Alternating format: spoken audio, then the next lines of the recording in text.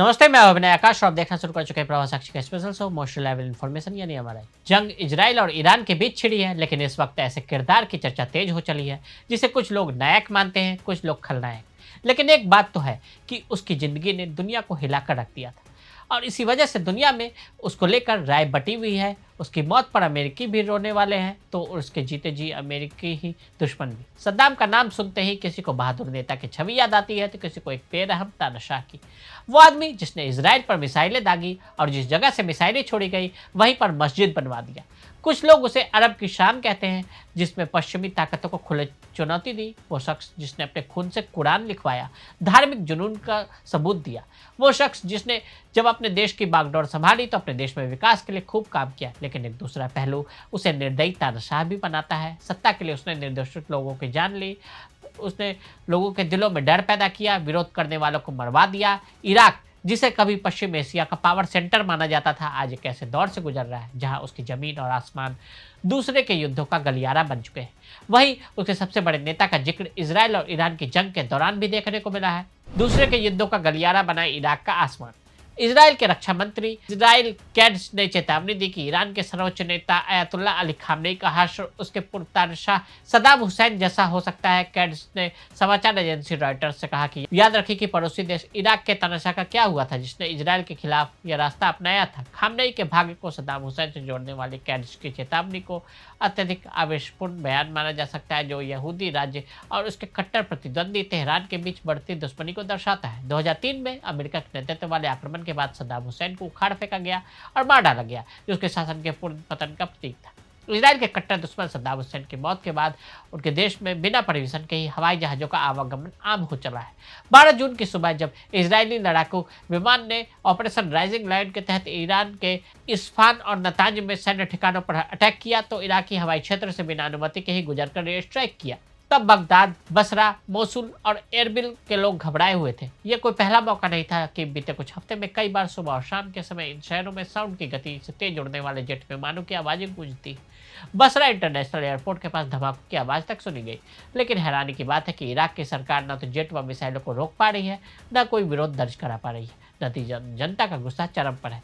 Social media पर काश सद्दाम होता, हमारे आसमां हमारे नहीं जैसे ट्रेंड्स वायरल है। सद्दाम हुसैन की सरकार जाने के बाद शिया सुन्नी के बीच सत्ता का बंटवारा।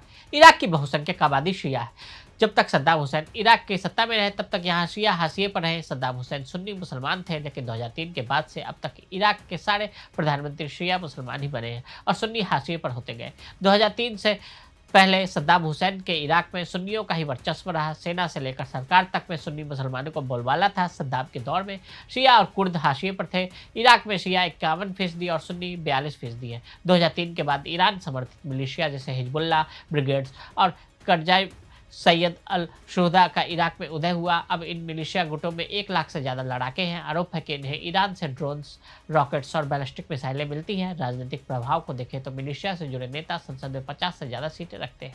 कई इराकी इन मिलिशियाओं को विदेशी हमलों से सुरक्षा की उम्मीद मानते हैं लेकिन कई उनकी हिंसा से डरते भी हैं। अमेरिका ने इराक में सद्दाम को हटा अपने लोग बिठाए।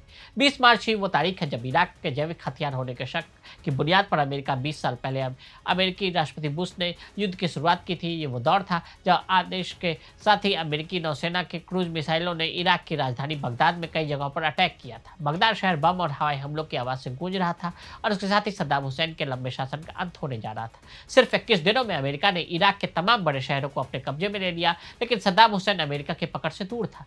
13 दिसंबर 2003 में अमेरिका को सद्दाम हुसैन को पकड़ने में कामयाबी मिली। 5 सप्ताह के युद्ध के बाद राष्ट्रपति बुश ने 1 मई 2003 को अपना मिशन अकम्प्लिश भाषण दिया। सद्दाम की सरकार गई और इराक पर कब्जा हुआ। इसके बाद अमेरिका ने कोएलिशन प्रोविजनल अथॉरिटी बनाई जिसमें इराकी संसाधन और नीतियों पर नियंत्रण किया। वर्तमान सरकार को अमेरिका और ईरान दोनों का समर्थक है लेकिन जनता इसे कठपुतली मानती है। इराक आक्रमण ने दुनिया को कैसे बदल दिया? आक्रमण से न केवल इराक बल्कि दुनिया के भी दुर्गावी परिणाम हुए। सबसे महत्वपूर्ण रूप से इसने उन परिस्थितियों को जन्म दिया जिसमें आतंकवादी इस्लामिक स्टेट का जन्म हुआ जिसने 2014 में अपनी खिलाफत की घोषणा की और देश में क्रूर और लंबे समय तक सांप्रदायिक गृह युद्ध को जन्म दिया। संघर्ष ने पश्चिम एशिया में अमेरिका के प्रभाव को भी कम किया। आक्रमण से पहले इराक और अफगानिस्तान ने बफर के रूप में कार्य किया जिसके पश्चिम एशिया में ईरानी प्रभाव को कम कर दिया। इराक में आक्रमण के बाद की अराजकता में ईरान ने एक मुकाम हासिल किया और राष्ट्रपति बशर अल असद के सीरियाई शासन को सैनिकों की आपूर्ति और सशस्त्र और वित्त पोषण सहित अपनी सीमाओं के बाहर अपने सैन्य अभियानों को बढ़ाने के लिए क्षेत्रीय शक्ति के बदले संतुलन का उपयोग किया। आक्रमण ने रणनीति के रूप में ड्रोन हमलों के युग की भी शुरुआत की। तो आज हमने आपको सद्दाम हुसैन के चर्चा में आने की कहानी बताई। आज के लिए दी इजाजत। ऐसी रिपोर्ट को देखने के लिए देखते रहे प्रभा साक्षी। अगर आप भी लेना चाहते हैं देश दुनिया की तमाम जानकारी तो आज ही सब्सक्राइब करें हमारे चैनल को।